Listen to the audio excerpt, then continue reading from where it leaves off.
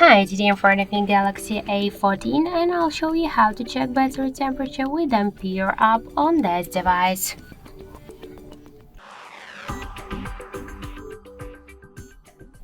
So first let's open the Play Store application and then in the search bar we should enter the Ampere. And now we should get this application, that's why tap to install and wait a couple of seconds.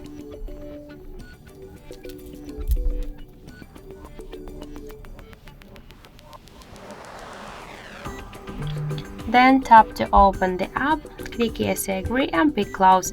On the left down corner tap to OK. So here we'll see information about our battery temperature, in my case that's 32 and 4 degrees. Also we can find here more information like the battery health, level, capacity, model, Android version and more other info.